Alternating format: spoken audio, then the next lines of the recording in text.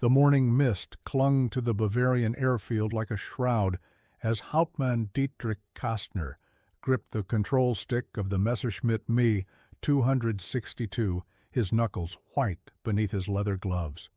It was March 23, 1944, and the revolutionary jet fighter beneath him represented the pinnacle of German aeronautical engineering, or so the Reich propaganda claimed. But Kastner knew better. The engines mounted beneath the swept wings hummed with a deadly instability that had already claimed 3 test pilots in the past month, and the fuel lines running through the aircraft's belly carried a volatile mixture that could turn the cockpit into a crematorium at the slightest malfunction. The official reports filed with the Luftwaffe High Command spoke of minor technical adjustments and acceptable risk parameters. But those reports were lies, carefully crafted deceptions designed to keep the program alive and the resources flowing. As Kastner released the brakes and felt the aircraft surge forward, he made a decision that would violate every oath he had sworn to the Reich, every protocol drilled into him during his years as a test pilot, and every direct order from his commanding officers. He was going to document the truth about Germany's miracle weapon, no matter the cost to his career or his life. No one at Lechfeld Airfield that morning could have imagined that this single act of defiance would expose the fundamental flaw that would doom Germany's most advanced fighter program and potentially save hundreds of Allied bomber crews from a weapon that might have changed the course of the war.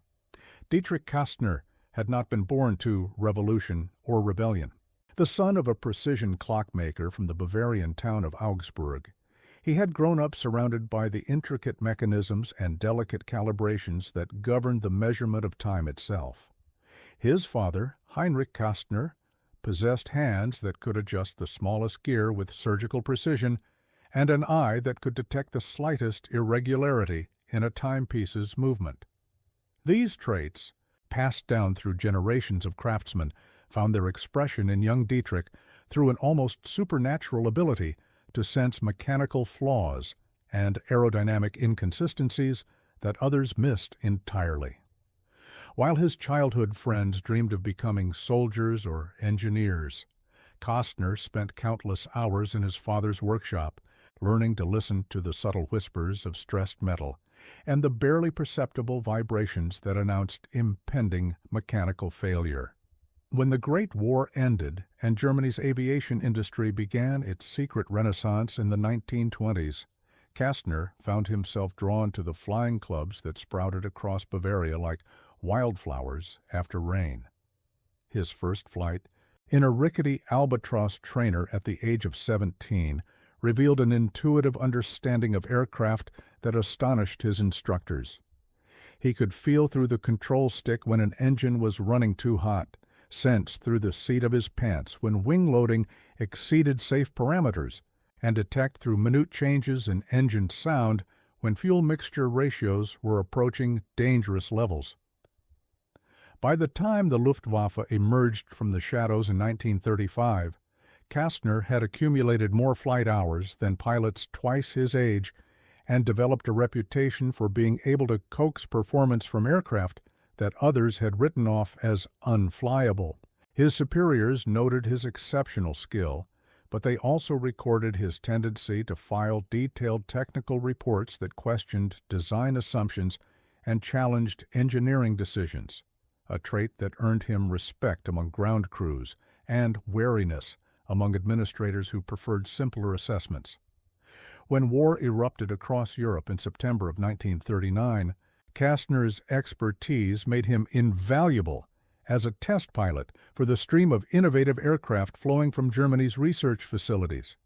But his methodical approach to documentation and his insistence on reporting every flaw he discovered made him a complicated asset for commanders who needed optimistic assessments to justify their programs. He had no way of knowing that these same qualities would soon place him at the center of one of the war's most consequential technical controversies. The development of jet-powered aircraft represented Germany's most ambitious attempt to regain air superiority over the increasingly powerful Allied bombing campaigns that were systematically destroying the Reich's industrial capacity. By early 1944, American and British bombers were penetrating German airspace in formations so massive that they darkened the sky like thunderclouds, protected by fighter escorts that outnumbered defending Luftwaffe interceptors by margins that made traditional aerial combat futile. The Messerschmitt Me 262, powered by revolutionary Junkers Jumo 004 turbojet engines, promised speeds approaching 540 miles per hour, nearly 200 miles per hour faster than any propeller-driven fighter in existence. At such velocities, the jet could theoretically climb to intercept altitude, attack bomber formations with devastating efficiency, and escape pursuing fighters before they could respond.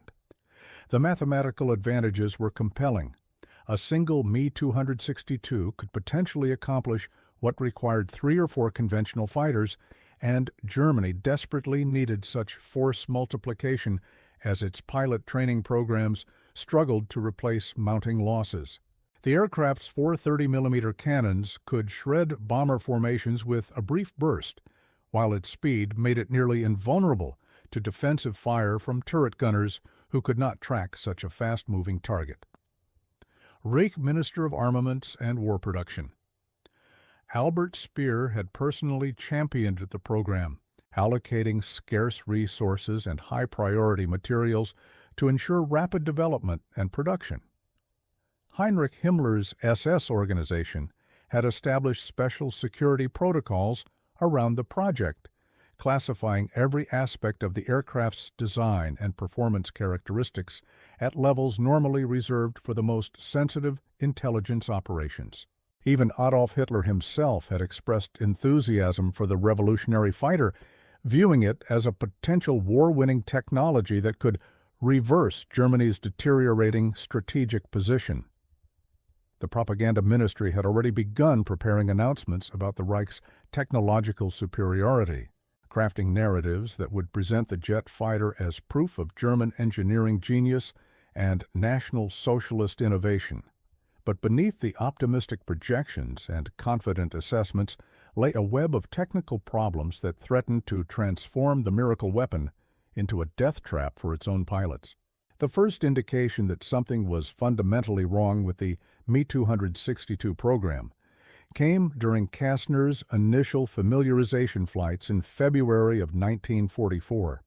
when he noticed that the aircraft's Jumo 004 engines exhibited a disturbing tendency to surge unpredictably during certain flight profiles. Unlike the steady power output of conventional piston engines, the turbojets would suddenly increase thrust without pilot input, creating dangerous acceleration that could exceed the airframe's structural limits or drive the aircraft into uncontrollable flight attitudes.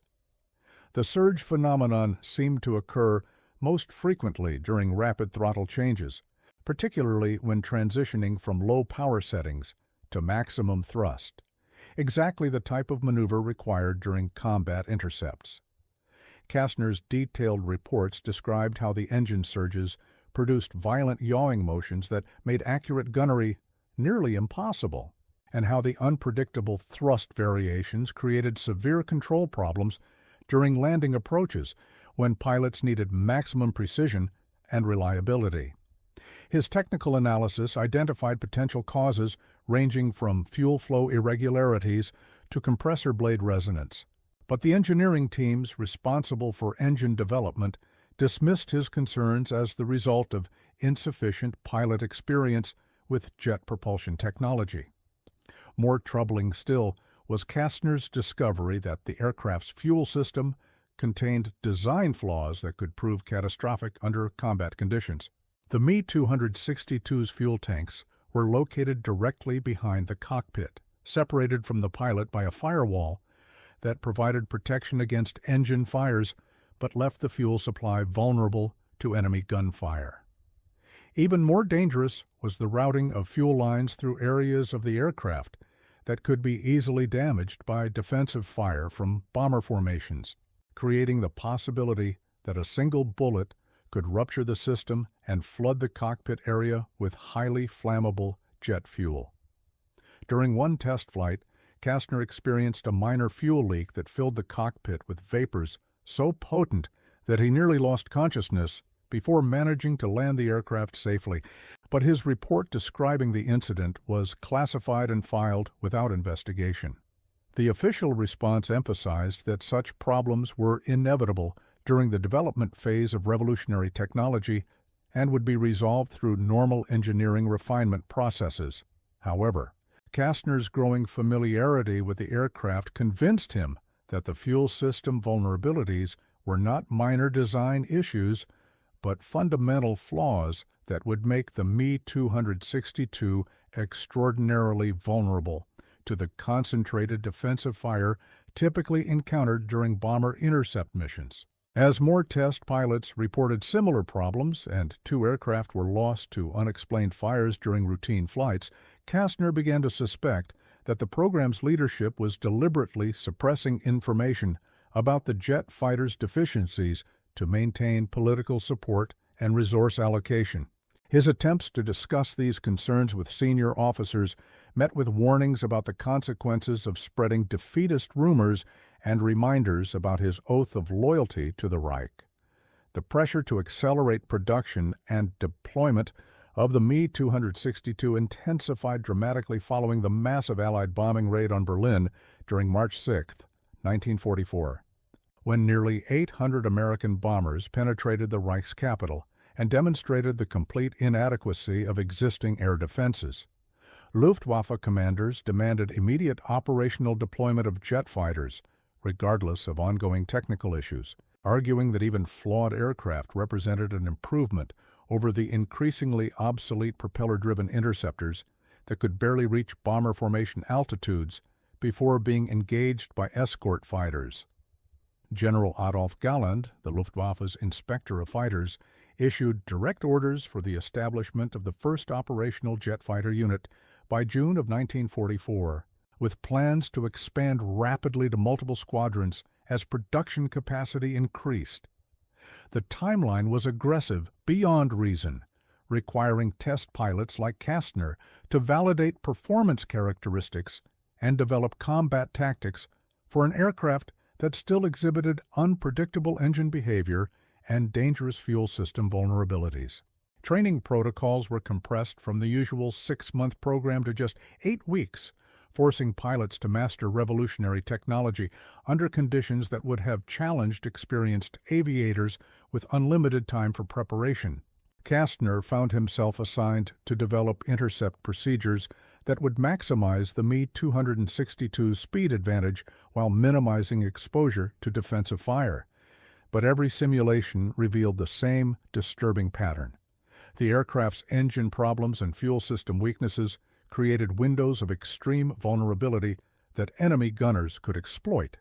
with devastating results. His mathematical analysis showed that a properly executed intercept attack would require the jet fighter to maintain constant throttle settings for optimal gunnery accuracy, but the engine surge phenomenon made such steady-state operation virtually impossible during the high-stress conditions of combat engagement. Even more troubling was his calculation that the fuel system routing would expose critical components to defensive fire during the extended approach phase required for effective cannon attacks, creating a probability of catastrophic damage that increased exponentially with each second spent within range of bomber gunners. When Kastner submitted these findings in a comprehensive technical report recommending suspension of operational deployment until the identified problems could be resolved, his superiors responded with reassignment orders that would remove him from the program entirely. The message was clear. Pilots who questioned the Me-262's readiness for combat would find themselves transferred to conventional fighter units where their expertise would be wasted on obsolete aircraft and their careers would stagnate in administrative obscurity. But Kastner had witnessed too much evidence of dangerous design flaws to remain silent, and he realized that hundreds of pilots would die in aircraft that were fundamentally unfit for the combat missions they were intended to perform. The decision to document and preserve evidence of the Me-262's fatal flaws came to Kastner during a test flight on March 23, 1944, when he experienced the most severe engine surge event yet recorded in the program's history. While conducting high-altitude performance trials at 35,000 feet above the Bavarian countryside, both Jumo 004 engines suddenly increased thrust to maximum power without warning, accelerating the aircraft from cruising speed to nearly 600 miles per hour in less than 30 seconds.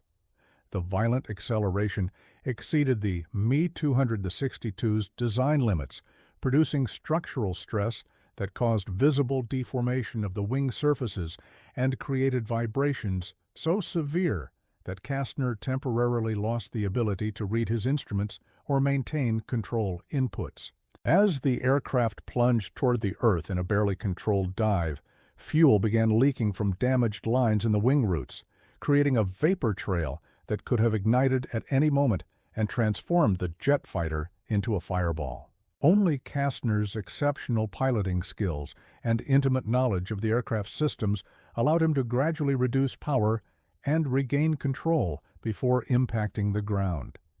But the experience left him with the absolute conviction that the Me-262 was a death trap that would kill far more German pilots than enemy bomber crews. The post-flight inspection revealed stress fractures in critical structural components, fuel system damage that could have caused an explosion, and engine wear patterns indicating that the turbojets were operating far beyond their safe design parameters. However, when Kastner submitted his report describing the incident, senior engineers dismissed his account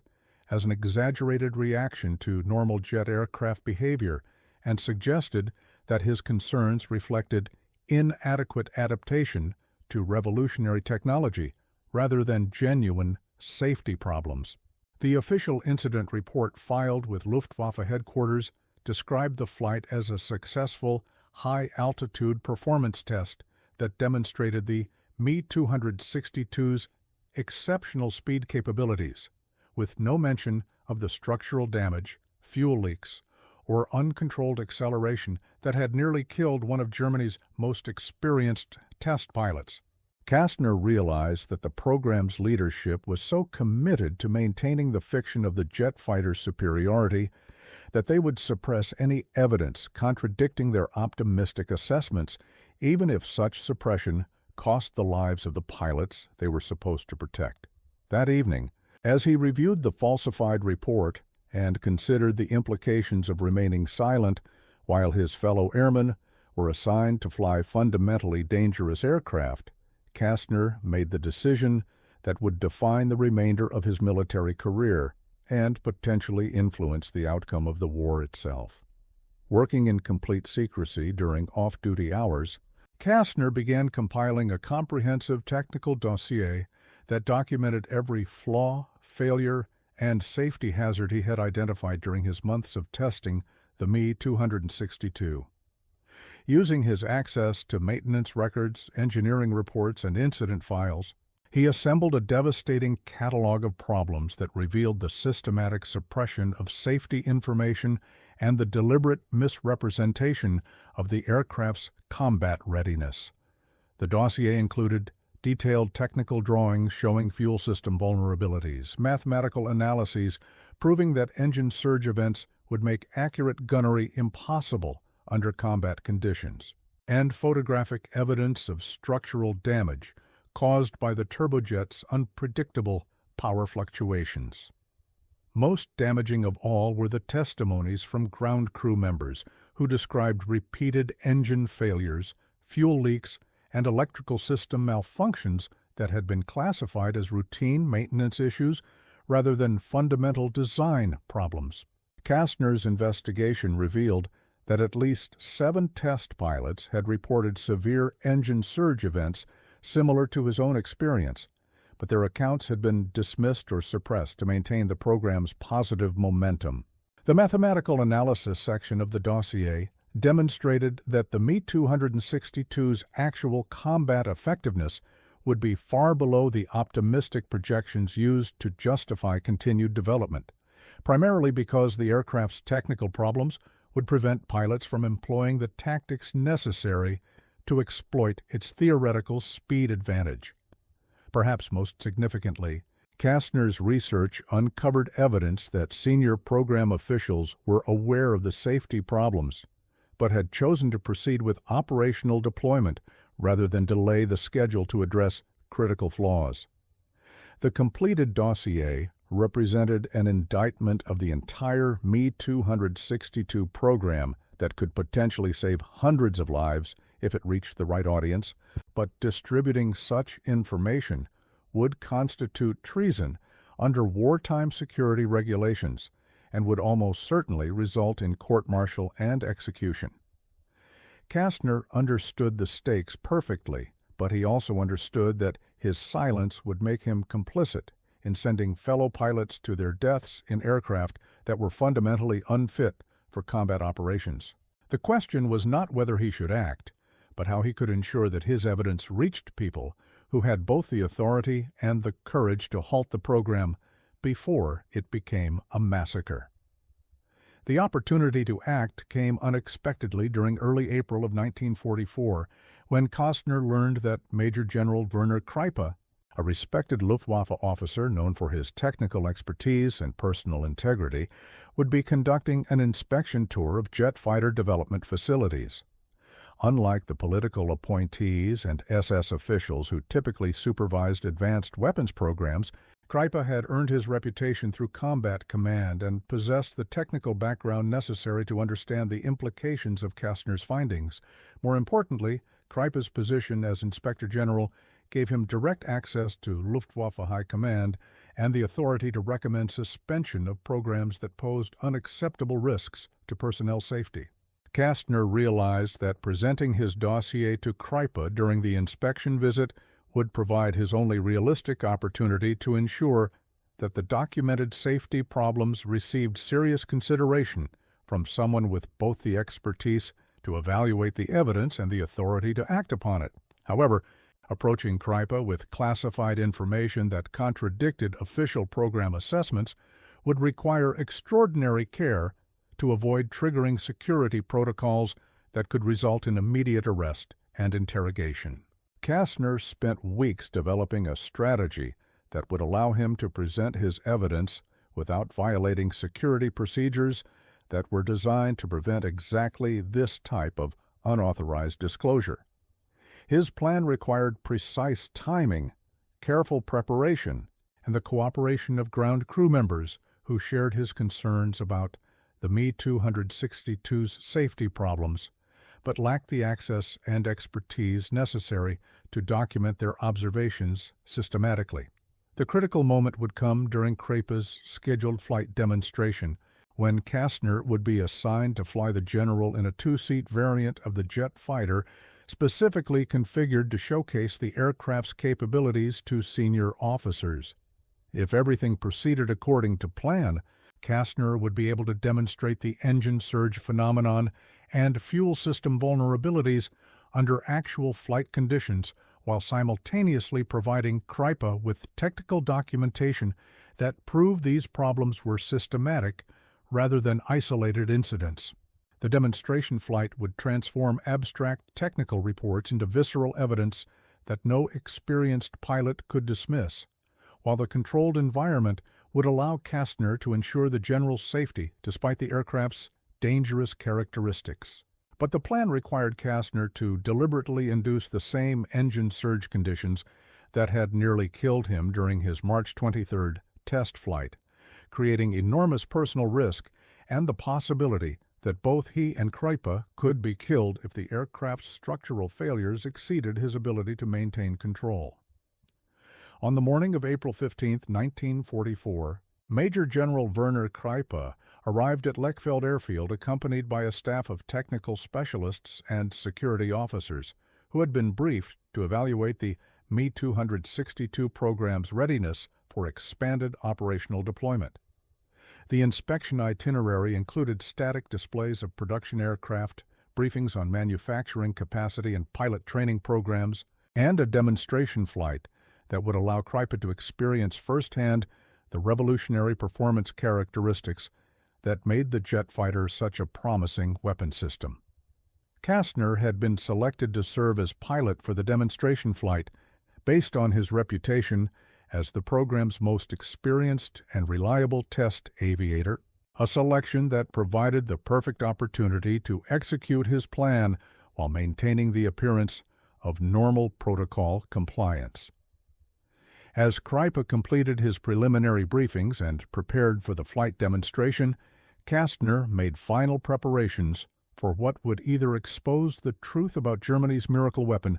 or result in his court-martial and execution for treason. The two-seat Me-262 assigned for the demonstration flight had been specially configured with additional instrumentation that would allow Kreipe to monitor engine performance and flight characteristics, while Kastner maintained primary control of the aircraft. Hidden within Kastner's flight suit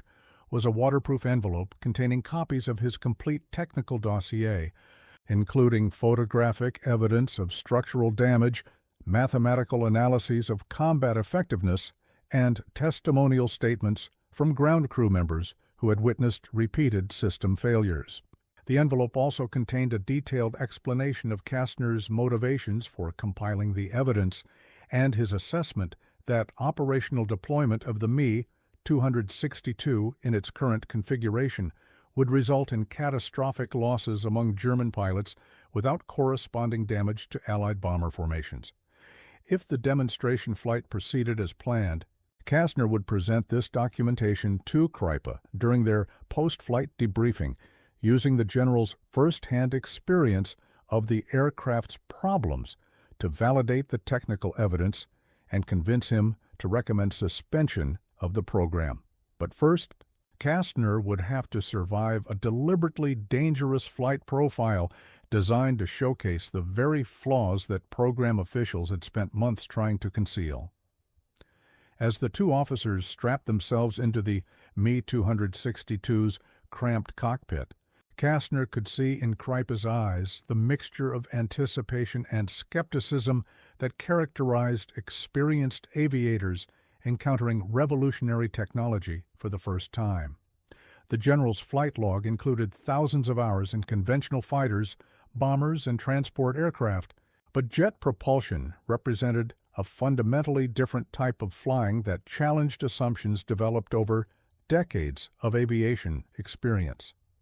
Kastner completed the standard pre-flight checklist while explaining the unique characteristics of turbojet engines and the operational procedures required to manage their complex power delivery systems. But he made no mention of the engine surge problems or fuel system vulnerabilities that he intended to demonstrate during the flight. The Jumo 004 engines spooled up with their characteristic high-pitched whine, producing thrust levels that seemed almost supernatural compared to the torque-limited output of piston engines, and Kastner could sense Kreipe's excitement as the aircraft accelerated down the runway with acceleration that pressed both men back into their seats.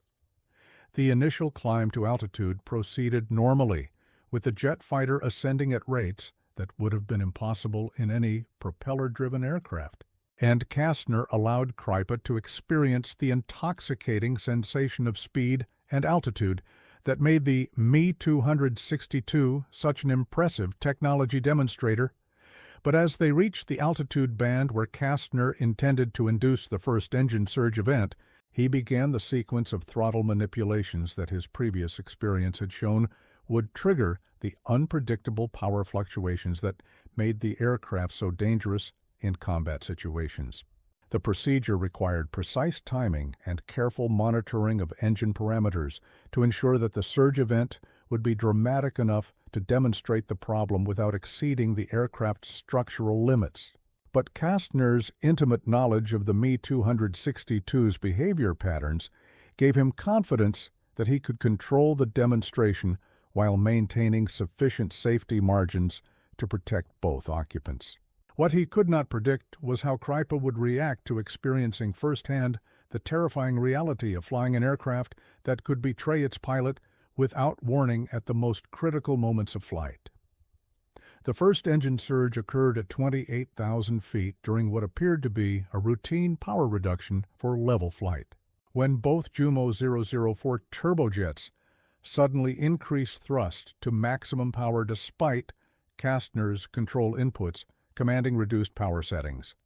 The violent acceleration threw both men forward against their restraints as the aircraft's speed increased from 300 to nearly 500 miles per hour in less than 20 seconds, creating G-forces that made it difficult to maintain visual focus on the instrument panel. Kastner felt the familiar sensation of structural stress as the airframe absorbed loads beyond its design parameters, and he could hear the ominous creaking sounds that indicated wing components were approaching their failure limits. For Kreipe, the experience was a revelation that transformed abstract technical discussions about jet aircraft performance into visceral understanding of the terror that German pilots would experience when their revolutionary fighters betrayed them during combat engagements with Allied formations. As Kastner struggled to regain control by manually reducing throttle settings and adjusting flight attitude to compensate for the unwanted acceleration, he explained to Kreipe that this type of engine surge event occurred unpredictably during operational flights and made precision gunnery virtually impossible during the exact conditions when accuracy was most critical for mission success. The general's response was immediate and profane, expressing disbelief that such a fundamental flaw could exist in an aircraft being prepared for combat deployment. But Kastner assured him that the demonstration was far from over, and that the engine problems were only one aspect of the Me-262's dangerous characteristics. The second surge event occurred during their simulated attack approach on an imaginary bomber formation, when Kastner attempted the type of rapid throttle manipulation that would be required to adjust attack geometry during actual combat engagement. This time, only the starboard engine surged to maximum power while the port engine reduced thrust to idle, creating an asymmetric thrust condition that sent the aircraft into a violent yawing motion that nearly exceeded Kastner's ability to maintain control. The differential power output made it impossible to maintain the steady flight path required for accurate cannon fire, while the unexpected yawing motion would have made it virtually impossible for a combat pilot to maintain visual contact with target aircraft during the critical seconds when gunnery effectiveness determined mission success or failure. As Kastner fought to correct the aircraft's flight path and equalize engine power output, he could see Kreipe's knuckles turning white as the general gripped his restraints and experienced firsthand the helplessness that German pilots would feel when their advanced fighters transformed from precision weapons into barely controllable projectiles at the worst possible moments. But the engine surge demonstrations were only the preliminary phase of Kastner's plan to expose the Me-262's fatal flaws, and the most dangerous part of the flight was yet to come. As he stabilized the aircraft following the asymmetric thrust event, Kastner began executing the flight profile that would demonstrate the fuel system vulnerabilities that posed an even greater threat to pilot survival than the unpredictable engine behavior. Using a series of aggressive maneuvers designed to simulate the high-G combat conditions that pilots would encounter during intercept missions, Kastner induced stress loads on the fuel system components that caused the predictable result. Fuel began leaking from damaged connections in the wing root area, creating vapor trails that were visible from the cockpit and filling the aircraft's interior with the distinctive odor of aviation fuel. For experienced aviators like Kreipe, the smell of fuel vapor in an aircraft cockpit triggered instinctive terror, as both men understood that a single spark from electrical equipment or engine backfire could transform their flying machine into an airborne crematorium in milliseconds. Kastner explained that the fuel system routing made such leaks inevitable when the Me-262 experienced the type of structural stress that would be routine during combat maneuvering, and that the concentration of fuel lines near the cockpit area made fire suppression virtually impossible if ignition occurred during flight. As if to emphasize the point, the aircraft's electrical system began experiencing intermittent failures caused by fuel vapors contaminating circuit connections, causing instrument failures and radio malfunctions that would leave combat pilots flying blind and unable to communicate with ground controllers during critical phases of their missions.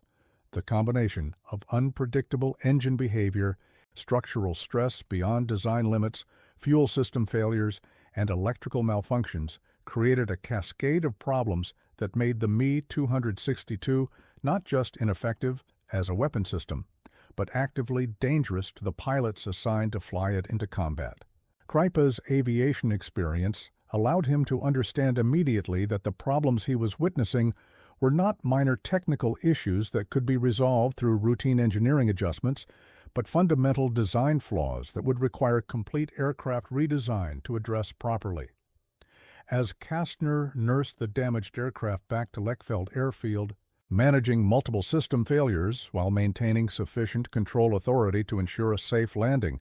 the general was already formulating the questions he would ask during their post-flight debriefing and the recommendations he would make to Luftwaffe headquarters regarding the program's operational readiness. The landing approach required all of Kastner's skill and experience, as the multiple system failures made normal flight procedures impossible and forced him to develop improvised techniques for managing an aircraft that was barely responding to control inputs. The fuel leak had worsened during their descent, creating vapor concentrations that made both men dizzy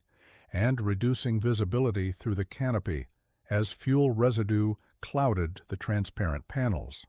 The electrical failures had knocked out most of the instrument displays, forcing Kastner to rely on backup systems and visual references to maintain proper approach speed and glide path, while the intermittent engine surges continued to create unpredictable thrust variations that made precise flight path control nearly impossible. Kreipe later described the landing as the most terrifying experience of his aviation career, as he watched Kastner compensate for system failures that would have killed less experienced pilots and realized that operational deployment of such aircraft would result in massive losses among pilots who lacked Kastner's extraordinary skill level and intimate knowledge of the Me-262's behavioral patterns. The successful landing was less a demonstration of the aircraft's capabilities than a testament to Kastner's exceptional piloting ability and his willingness to risk his life to expose the truth about Germany's miracle weapon. As ground crews rushed to secure the damaged aircraft and assess the extent of the fuel leaks and system failures, Kreipe understood that he had witnessed not a demonstration of German technological superiority, but evidence of a program so fundamentally flawed that it would destroy German pilots faster than Allied fighters ever could. The post-flight inspection revealed fuel system damage consistent with Kastner's predictions, engine wear patterns indicating that the turbojets were operating far beyond safe parameters, and structural stress that had pushed critical components to the edge of catastrophic failure. For Kreipe, the physical evidence validated everything he had experienced during the flight and confirmed his growing suspicion that the Me-262 program represented not just a technical failure, but a systematic deception that was placing German airmen at unacceptable risk.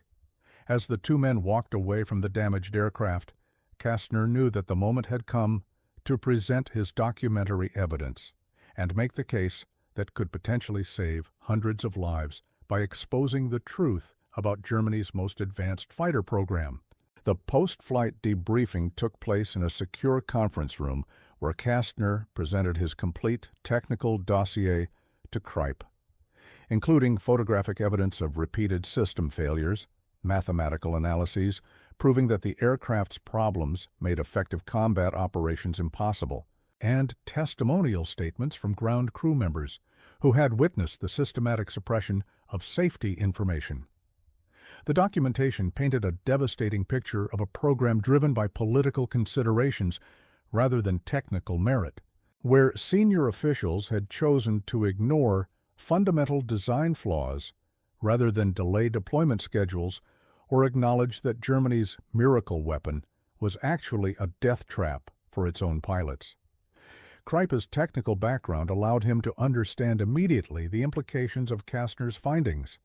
particularly the mathematical analysis showing that the Me-262's actual combat effectiveness would be far below the levels required to justify its resource allocation and pilot training requirements. The fuel system vulnerabilities were especially damning, as they demonstrated that the aircraft would be extraordinarily susceptible to defensive fire from bomber formations, creating a situation where German pilots would face higher casualty rates than the enemy crews they were supposed to destroy. Perhaps most troubling was the evidence of deliberate suppression of safety information, including falsified test reports and the systematic dismissal of pilot concerns about aircraft behavior that posed clear dangers to flight safety. Kastner's dossier included documentation showing that at least 12 test pilots had reported serious problems with the Me-262, but their reports had been classified or modified to eliminate references to safety issues that might undermine confidence in the program. The pattern of suppression extended to maintenance records, where repeated engine failures and fuel system problems were classified as routine adjustment requirements rather than indicators of fundamental design flaws that made the aircraft unsuitable for operational deployment. As Kreipe reviewed the evidence, he realized that Kastner had risked his career and his life to document problems that program officials already knew about but had chosen to ignore in pursuit of political and bureaucratic objectives that prioritized schedule adherence over pilot safety. The general's immediate reaction was to order suspension of all test flights pending a comprehensive technical review, but Kastner explained that such action would trigger security investigations that could result in both men being charged with treason for undermining a high-priority weapons program during wartime. Instead of immediate suspension, Kreipe and Kastner developed a more subtle strategy that would use official channels to expose the program's flaws while avoiding the security complications that could result from direct confrontation with SS officials and political appointees who had invested their reputations in the Me-262's success. Kreipe would file a routine inspection report that documented specific technical concerns requiring further investigation, while recommending expanded testing procedures and additional safety protocols that would effectively delay operational deployment until the identified problems could be addressed. The report would include Kreipe's first-hand observations from the demonstration flight, presented as professional concerns about pilot safety rather than accusations of deliberate deception or program mismanagement. Meanwhile, Kastner would continue his normal test pilot duties while discreetly sharing his technical findings with other experienced aviators who possessed the expertise necessary to validate his conclusions and the influence required to support Kreipe's recommendations through official channels. The strategy required careful coordination and precise timing to ensure that multiple independent sources would raise similar concerns simultaneously, creating a pattern of technical objections that could not be dismissed as the opinions of a single disgruntled pilot or politically motivated inspector. However, the plan also required both men to continue participating in a program they knew to be fundamentally dangerous, creating moral and professional conflicts that tested their commitment to duty against their responsibility to protect fellow airmen from unnecessary risks. As Kreipe prepared to return to Luftwaffe headquarters and begin the delicate process of exposing the Me-262's flaws through official channels, Kastner faced the prospect of continuing test flights in aircraft he knew could kill him at any moment, while maintaining the appearance of loyalty to a program he was actively working to undermine. The personal cost of their decision was enormous, but both men understood that the alternative Remaining silent while hundreds of pilots died in fundamentally unsafe aircraft was morally unacceptable, regardless of the professional and personal risks involved in challenging one of the Reich's most important weapons programs. The impact of Kreipe's inspection report exceeded both men's expectations, as it triggered a comprehensive technical review that revealed the full extent of the Me-262 program's problems and exposed the systematic suppression of safety information that had endangered German pilots for months. Within weeks of the report's submission, other experienced test pilots began coming forward with similar accounts of engine failures, fuel system problems, and electrical malfunctions that had been dismissed or suppressed by program officials concerned more with meeting deployment schedules than ensuring pilot safety. The pattern of corroborating evidence made it impossible for program administrators to dismiss the safety concerns as isolated incidents or pilot error, particularly when multiple independent sources reported identical problems with specific aircraft systems and flight characteristics. More damaging still was the discovery that several aircraft had been lost to unexplained fires and engine failures that post-crash investigations had attributed to pilot error or enemy action rather than the systemic design flaws that Kastner's analysis had identified months earlier. The Technical Review Board's findings confirmed virtually every aspect of Kastner's documentation, including the mathematical analysis showing that the aircraft's problems would make effective combat operations impossible,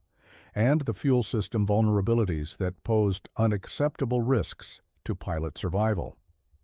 Perhaps most significantly, the investigation revealed that senior program officials had been aware of the safety problems but had chosen to classify critical information and suppress pilot reports rather than address fundamental design flaws that would have required significant schedule delays and resource reallocations. The evidence of deliberate suppression proved so compelling that several high-ranking officers were removed from their positions and reassigned to administrative duties, while the entire Me-262 program was placed under new management, with explicit orders to prioritize pilot safety over deployment schedules. The operational deployment timeline was pushed back by months, while engineering teams worked to address the identified problems. But the delay came too late to prevent the program from consuming resources and pilot training capacity that could have been better allocated to proven aircraft designs that might have provided more effective defense against Allied bombing campaigns. The long-term consequences of Kastner's decision to document and expose the Me-262's flaws extended far beyond the immediate impact on Germany's jet fighter program and influenced Allied intelligence assessments of German technological capabilities throughout the remainder of the war. Intelligence operatives monitoring German aircraft development had noted the delays in Me-262 deployment and the unusual pattern of test flight suspensions that followed Kreipe's inspection, leading to speculation that Germany's miracle weapon might not be as revolutionary as propaganda claims suggested. The extended development timeline provided Allied bomber crews with additional months of operations against German targets without facing the threat of high-speed jet interceptors, allowing for the continued systematic destruction of industrial facilities that were crucial to Germany's war effort. More importantly, the intelligence community's awareness that German jet technology was experiencing significant problems influenced strategic planning and resource allocation decisions that shaped the final phases of the European conflict. When Me-262 aircraft finally began appearing in operational service during late 1944, Allied pilots were prepared for their speed advantage, but also knew about the fuel system vulnerabilities and engine reliability problems that made the jets less threatening than their impressive performance specifications suggested. The knowledge that German pilots were flying fundamentally unsafe aircraft created tactical advantages that Allied fighter commanders exploited ruthlessly, using extended engagement techniques that forced jet pilots to maintain high-power settings for prolonged periods, and thereby triggered the engine surge events that made accurate gunnery impossible. In the broader context of the war's final year, Kastner's actions contributed to the failure of Germany's last serious attempt to regain air superiority over its industrial heartland, ensuring that Allied bombing campaigns could continue the systematic destruction of production facilities and transportation networks that would ultimately make German resistance unsustainable.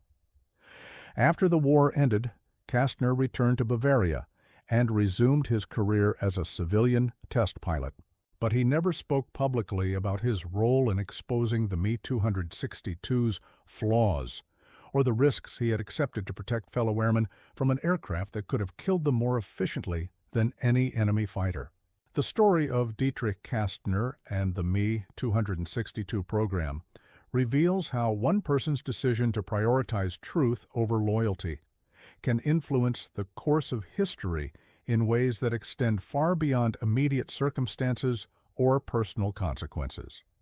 In an organization that demanded unquestioning obedience and punished dissent with imprisonment or execution, Kastner chose to document and expose problems that his superiors wanted to suppress, accepting enormous personal risk to protect fellow pilots from aircraft that were fundamentally unsafe for the missions they were designed to perform. His actions demonstrated that technical competence and professional integrity could triumph over political pressure and bureaucratic inertia, even in a system specifically designed to prevent such challenges to official authority. The mathematical precision with which he documented the Me-262's flaws reflected the same attention to detail that his clockmaker father had instilled in him decades earlier, proving that specialized skills developed in peaceful civilian occupations could prove decisive in military contexts that seemed completely unrelated to their original applications. More broadly, Kastner's story illustrates how institutional failures and the suppression of critical information can transform promising technologies into dangerous liabilities that threaten the very people they were designed to protect. The systematic dismissal of safety concerns and the classification of technical problems created conditions where German pilots faced greater risks from their own aircraft than from enemy action, demonstrating the catastrophic consequences of prioritizing political objectives over technical reality. In the context of modern technological development, Kastner's example provides a compelling case study of the moral obligations that technical professionals bear when they discover that systems they are developing or evaluating pose unacceptable risks to users or the public. His willingness to challenge authority and expose inconvenient truths offers a model for how expertise and courage can combine to prevent technological disasters and protect human life, even when such actions require personal sacrifice and professional risk. The question that remains for contemporary audiences is whether we possess the same moral clarity and personal courage that allowed Kastner to act when he discovered that silence would make him complicit in preventable deaths. Would you have broken the order and spoken the truth? Or would you have maintained the comfortable fiction that someone else would address problems that you were uniquely qualified to understand and expose? Comment below and share this story so others remember what courage really means when the stakes involve human lives and the difference between technological promise and dangerous reality.